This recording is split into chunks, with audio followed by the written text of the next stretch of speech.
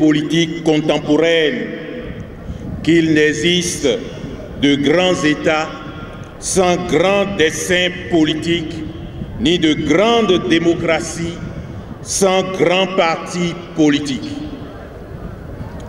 Monsieur le Président Adrien Mbedji, vous, dont la passion pour l'État n'a d'égal que votre sens de justice sociale et de liberté, vous pour qui le renouveau est fondamentalement démocratique, parce que la démocratie est souffle de renouveau, vous pour qui la politique a pour sens la conscience de l'État et la défense des citoyens. Monsieur le Président Bruno Amoussou, vous, dont les murmures diurnes et quelquefois nocturnes, dont vous nous honorez, autour des péripéties politiques et des actions salvatrices nécessaires à l'existence et au développement de notre pays et de l'Afrique, élève encore à notre conscience le patriotique devoir de rassemblement, d'union et de progrès au service de la veuve en chacun des citoyens et de l'orphelin dans la vie de tous. Mesdames et Messieurs, les dignitaires de l'Union progressiste et du Parti du Renouveau démocratique, Mesdames et Messieurs les militants, citoyens engagés dans les formations politiques en fusion et en union, héritiers de la riche culture politique de notre pays, nous voici dans notre capitale, si distinguée par trois noms si précieux, Adjacé, Hogbonou et Porto Novo. Nous voici toutes et tous rassemblés dans notre ville, symbole d'une indépendance revendiquée et d'une liberté éclairée. Nous voici tous ensemble venus dans cette ville où naquit Joseph Sourou Mingan Apiti et d'où, avec Hubert Maga, Justin Tometi Aromandegbe, furent tracés les sillons difficiles de notre destin politique. Nous voici désormais ensemble dans la chaîne d'union politique pour le progrès, nous membres de l'Union progressiste et du Parti du Renouveau démocratique, mus par le grand dessein du développement de notre patrie. La grandeur de notre démocratie est déterminée à les réaliser dans le cadre d'un parti politique encore plus grand. Madame la vice-présidente de la République, Monsieur le Président de l'Assemblée nationale, Mesdames et Messieurs les députés à l'Assemblée nationale, Mesdames et Messieurs les responsables des partis politiques, Mesdames et Messieurs, chers compatriotes venus si nombreux d'une diaspora si dispersée, mais si attachée à sa racine et à son combat et au combat de son peuple. Distingués invités, si l'État est une construction politique dynamique tendue vers la garantie de la satisfaction des besoins essentiels et existentiels de ceux qui vivent et la constitution d'une source providentielle au profit de ceux qui naîtront, la qualité de cette construction est tributaire de la qualité du cadre de l'offre politique qu'organise le système partisan. Plus le cadre politique est déficient, plus l'offre politique est impertinente et incapable de satisfaire le droit inaliénable à l'épanouissement complet des individus et des groupes.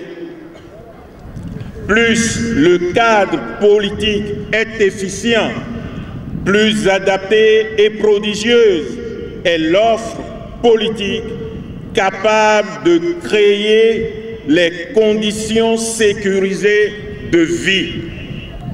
Or, jadis et aujourd'hui, à bien des générations d'Africains, on enseigna et on enseigne encore que nos royaumes et nos groupes ethniques se furent opposés, se furent combattus, se furent trahis. Or, jadis et encore aujourd'hui, à bien des générations d'Africains, on a exposé et on expose encore le génie des acteurs qui ont réussi à réaliser l'unité italienne, allemande, espagnole, française ou portugaise et le progrès du monde, alors qu'il n'a échappé à personne que la démocratisation des années 90 a conduit nos États à réveiller et célébrer les différences et parfois même les oppositions historiques entre les régions, les religions, les ethnies et les villages. Le système partisan s'est progressivement inscrit dans cette dynamique, détruisant tout effort de réflexion, d'union et d'action collective pour construire notre pays, édifier une nation qui se mobilise autour de nos défis majeurs de réappropriation de l'initiative politique, de dignité humaine, de justice sociale et de gestion rationnelle de notre environnement naturel, culturel, technologique et économique. De même, au lieu de travailler afin de préserver ou de créer la richesse, nous avons succombé à la tentation de faire de la politique un moyen de dilapidation de nos ressources, de leur répartition et de leur distribution arbitraire et discriminatoire. Instrument organisationnel d'un tel déclin, les micro-partis politiques ne pouvaient plus recevoir l'onction sociale et politique. Si ce n'est que pour cette seule raison, la réforme du système partisan est salutaire et engage chacun à poursuivre la rupture d'avec nos tentations politiciennes et présenter à notre peuple des offres politiques à la hauteur de ses aspirations.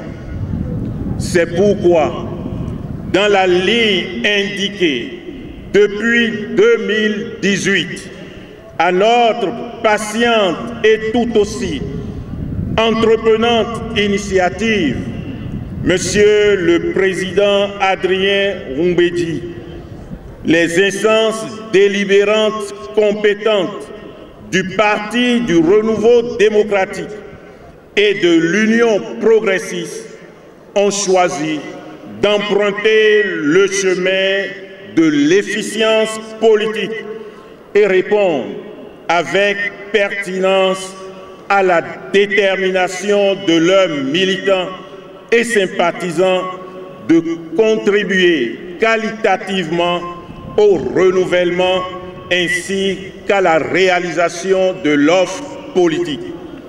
À la vérité, le PRD et l'UP ont été les artisans majeurs de la réforme du système partisan, d'autant plus que leurs membres et dirigeants ont mesuré l'ampleur des dégâts provoqués par les dévoiements du multipartisme proclamé à justice à la Conférence nationale des forces vives de la nation. La comparaison des valeurs de référence, des idéologies et des positionnements politiques des deux organisations ne montre pas que des convergences. Elle révèle très souvent des identités parfaites. Dans ces conditions, pourquoi ne pas dépasser les différences factices? Pourquoi ne pas aller au-delà des replis à peine compréhensibles? Pourquoi rester deux alors qu'on peut faire un? Vous avez alors décidé, par l'exemple, d'établir qu'on peut aller plus loin en étant un. En un peu plus de 2 semaines, nous avons soumis nos instances aux épreuves des concertations soutenues et des vives discussions. Elles nous ont soumis à celle des questionnements et de la justification de l'entreprise.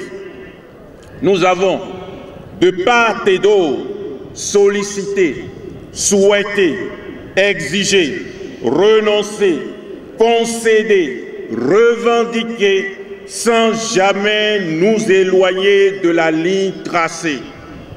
De part et d'autre, nous avons proposé, amendé, formulé, reformulé, souligné, relevé, sans jamais nous écarter des perspectives de la mise en commun de nos talents pour construire des communs pour la nation.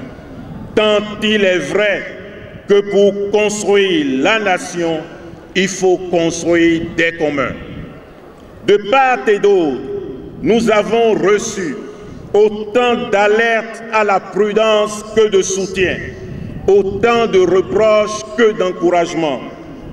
De part et d'autre, enfin, nous avons décidé d'accepter de nous mettre ensemble, de fusionner nos deux formations politiques par voie de mutation en une formation plus engageante, plus forte, plus en capacité de nous faire assumer nos choix politiques et de nous permettre de les réaliser. Une formation politique riche de nos expériences et de notre ambition de servir l'État et nos concitoyens. Une formation qui assume encore plus la nécessaire union. Une formation qui a une foi irréversible dans le progrès. Une formation qui s'inscrit davantage dans le renouveau. L'union progressiste, le renouveau, n'est pas seulement le marqueur de la centralité social-démocrate de notre positionnement idéologique. Elle est, dans son mouvement, dans son apport et dans sa détermination, la condition de la construction durable d'un développement inclusif au plan économique et social, offensif au plan politique et stratégique, panafricain au plan des perspectives régionales. Mesdames et messieurs, parce que le développement d'un État et d'une nation en construction a pour condition la capacité de sa classe politique à se rassembler pour enrichir les solutions politiques par la mutualisation de l'intelligence de ses membres, de leur appétence, de leurs compétences, de leur expérience et de leur espérance, celle de notre pays et des États africains ne peuvent s'extraire pour longtemps encore de ce défi de nos temps. Parce que notre démocratie ne peut se réduire à une animation folklorique de la vie politique. La détermination de l'Union progressiste, le renouveau, est entière à encourager la mise en œuvre audacieuse de notre système partisan. Parce que la responsabilité du politique est de définir et d'assumer des choix politiques, quoique difficiles, sont nécessaires pour la satisfaction des besoins vitaux des individus et des groupes et le rayonnement de l'État. L'Union progressiste, le renouveau, renouvelle et renforce son soutien au programme d'action du gouvernement et s'engage à créer avec rigueur, compétence et sagesse les conditions de la pérennisation des orientations stratégiques. Mesdames et messieurs, pour beaucoup, nous vivons l'un de ces mystères de la politique que la politique entretient avec l'histoire, en ce que si le processus ayant conduit à l'événement que nous célébrons est bien politiquement raisonnable, le résultat échapperait à la raison.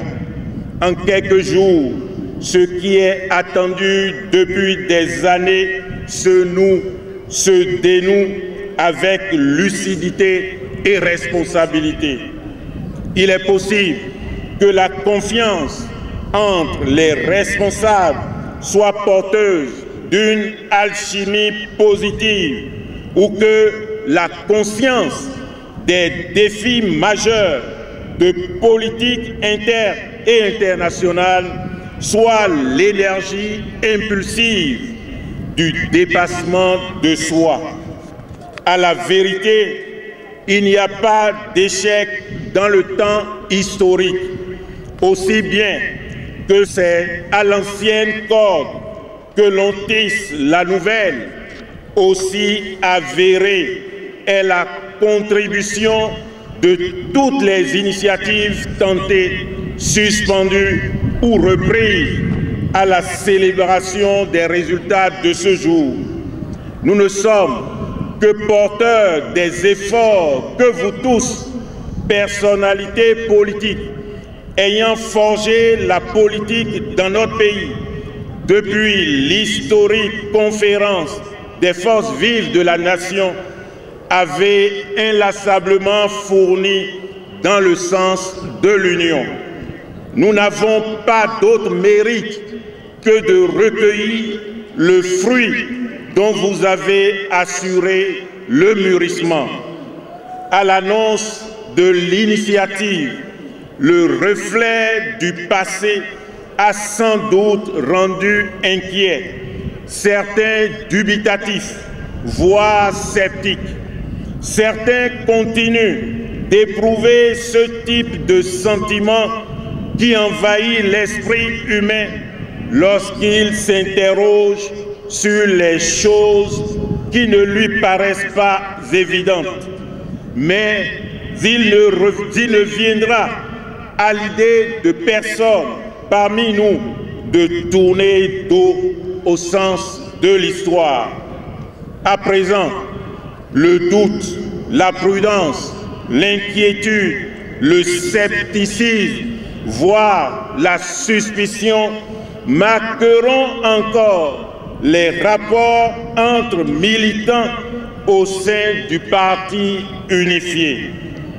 Il est de notre responsabilité de créer les conditions objectives d'une confiance durable qui nourrit la conviction politique digne des suffrages de nos concitoyens. Il nous faut, sans retard, nous mobiliser en vue de mobiliser nos concitoyens autour des enjeux vitaux de la nation. Il nous faut, sans relâche, cultiver la rigueur et l'humilité nécessaires en vue d'enrichir durablement la gouvernance publique de nos contributions politiques.